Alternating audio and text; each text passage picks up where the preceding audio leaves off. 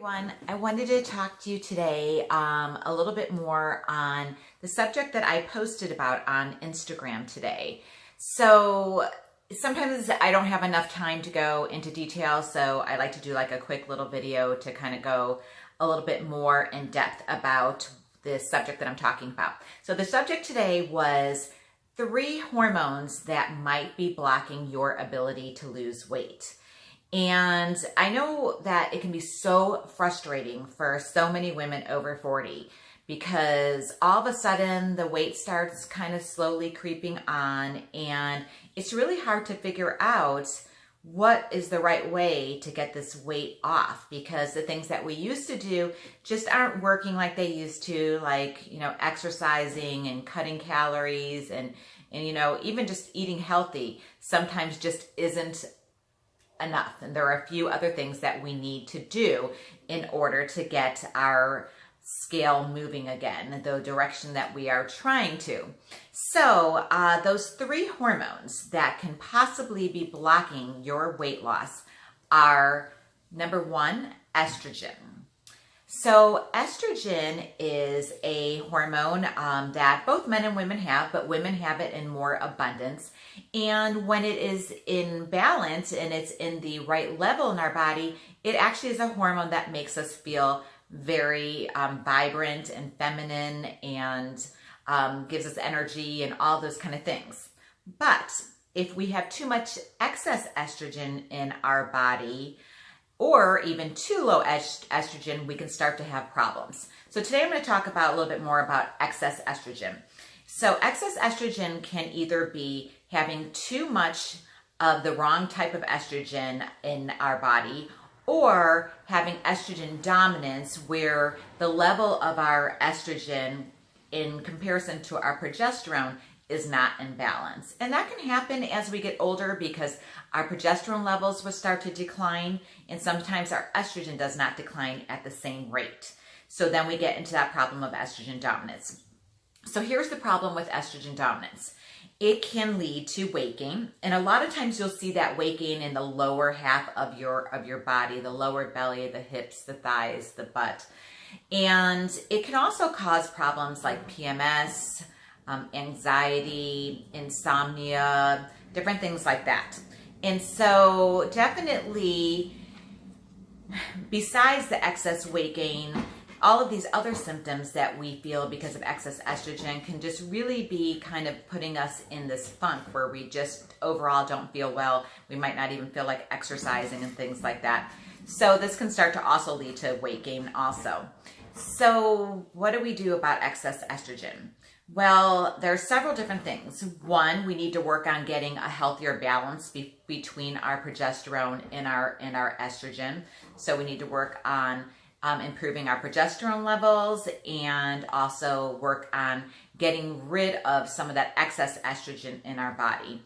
Excess estrogen can be caused by several different things. It can be caused by our diet. So there's a lot of foods that are highly estrogenic that it has ingredients in it that mimic the estrogen in our own bodies. And those things can be foods that are high in soy. So a lot of processed foods can be highly estrogenic, caffeine, sugar, and things like that. So limiting those type of foods out of our diet can make a huge difference.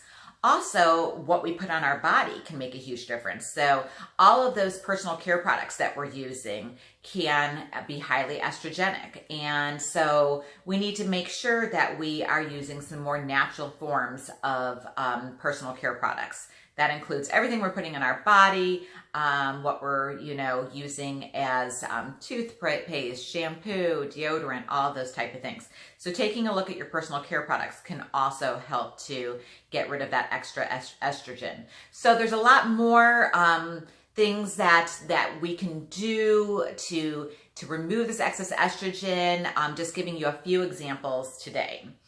So hormone number 2 that can affect our ability to lose weight would be cortisol. Okay, so we've heard of cortisol. That is the stress hormone in our body.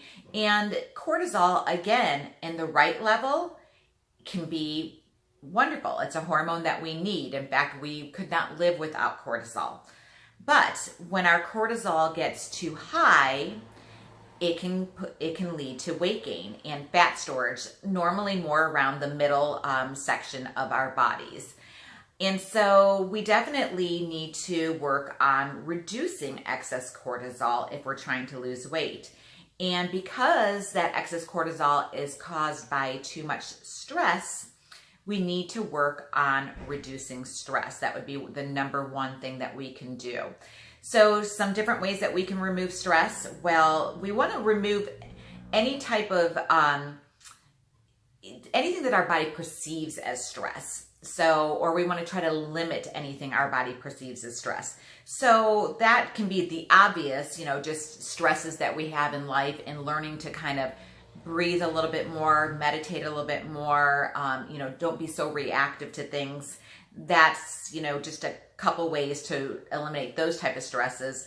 But then there's also stress from over exercising, lack of sleep, sometimes our diet, too much caffeine, too much sugar, all those things can cause extra stress in the body.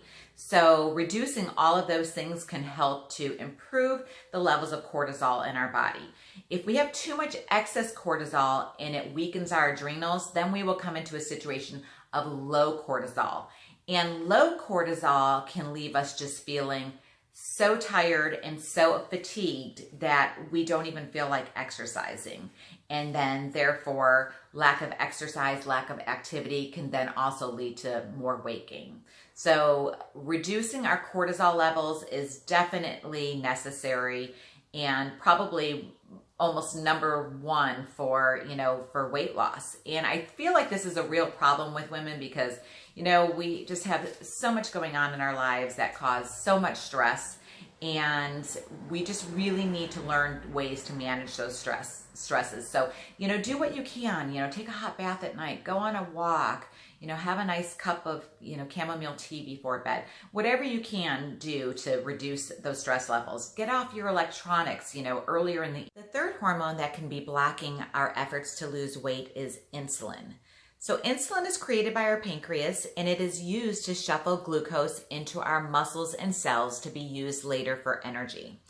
The problem is when we start to create too much insulin from either eating a diet high in sugar or high in simple carbohydrates. So a lot of processed foods and things like that. So what happens when we start to produce too much insulin, our body doesn't need anymore. So our cells and our muscles become full, and now we have all this excess insulin in our body, and so our body starts to store this as fat. And that fat becomes very difficult to lose as long as we keep feeding our body with more sugar and more snacking and more simple carbohydrates. So some ways to make our body more insulin sensitive again, because what happens is our body becomes insulin resistant. To become more insulin sensitive again, we need to do things like reducing the sugar in our diet. Not constantly snacking, because what happens is if we're just constantly grazing all day, our body is constantly just producing more and more insulin, and it never really needs to go to those stores that are in your muscles and cells to use it for energy. We need our body to go to those stores so that we can get rid of that insulin out of our body, and our body can then produce more insulin as we eat and then store that again in our muscles and cells. So cutting that sugar, cutting those simple carbohydrates, those processed high, carbohydrate and sugar foods, reducing the amount of snacking that we're doing and getting away from that, constant grazing all day.